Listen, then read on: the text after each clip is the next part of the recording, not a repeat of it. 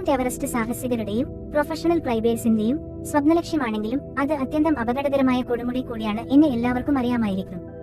എന്നാൽ അവിടെ മരിച്ച ഒരു വ്യക്തിയുടെ മൃതദേഹം തന്നെ പിന്നീട് ആളുകൾക്ക് വഴികാട്ടിയായി മാറിയ കഥ അറിയാമോ? അതാണ് ഗ്രീൻ ബൂട്ട്സ് കേവിന്റെ കഥ. ഗ്രീൻ ബൂട്ട്സ് എന്നറിയപ്പെട്ട മൃതദേഹം പൽജോർ എന്ന Indian Indo Tibetan border police ഉദ്യോഗസ്ഥന്റേതാണ് എന്ന് പൊതുവെ കരുതപ്പെടുന്നു. 1996-ൽ ഇൻഡോ ടിബറ്റൻ ബോർഡർ പോലീസിന്റെ ഒരു സംഘം ടിബറ്റ് വശം വഴി എവറസ്റ്റ് കയറാൻ തീരുമാനിച്ചു. സംഘത്തിൽ പൽജോർ ഉൾപ്പെടെ 6 പേരുണ്ടായിരുന്നു.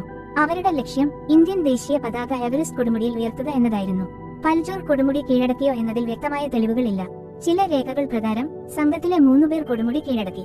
പക്ഷേ തിരിച്ചിറങ്ങുമ്പോൾ ശക്തമായ കാറ്റിൽപ്പെട്ട് അവർ മരണമടഞ്ഞു. നോർത്ത് ഈസ്റ്റ് റിഡ്ജ് വഴിയിലെ ഒരു ചെറിയ ലാൻഡ്സ്റ്റോൺ കേവിൽ പൽജോറിന്റെ ശരീരം ഒതുങ്ങിക്കിടന്നു. ആ സമയത്ത് അദ്ദേഹം ധരിച്ചിരുന്ന പച്ച നിറത്തിലുള്ള ബൂട്ട്സ് അങ്ങനെ ഒരു വ്യക്തമായ അടയാളമായി മാറി. അതിനാൽ തന്നെ ക്ലൈംബേഴ്സ് അദ്ദേഹത്തെ ഗ്രീൻ ബൂട്ട്സ് എന്ന് വിളിച്ചു തുടങ്ങി. ടിബറ്റ് വശം വഴി കയറുന്ന ക്ലൈംബേഴ്സിന്റെ 90% പേരും ഗ്രീൻ ബൂട്ട്സ് കേവ് കടക്കണം.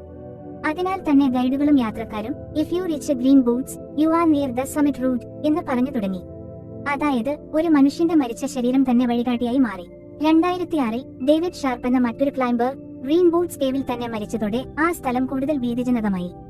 2014-ന് ശേഷം ടിബറ്റൻ അതോറിറ്റീസ് ഗ്രീൻ ബൂട്ട്സിന്റെ ശരീരം കേവിൽ നിന്ന് നീക്കം ചെയ്തതായി റിപ്പോർട്ടുകളുണ്ടെങ്കിലും പൂർണ്ണമായി സ്ഥിരീകരിക്കപ്പെട്ടിട്ടില്ല. ഇന്നും ക്ലൈംബേഴ്സ് കേവിൽ അദ്ദേഹത്തിന്റെ ശരീരം കണ്ടതായി പറയുന്നു. വീഡിയോ ഇഷ്ടപ്പെട്ടാൽ ലൈക്ക് ചെയ്യൂ, ചാനൽ സബ്സ്ക്രൈബ് ചെയ്യൂ.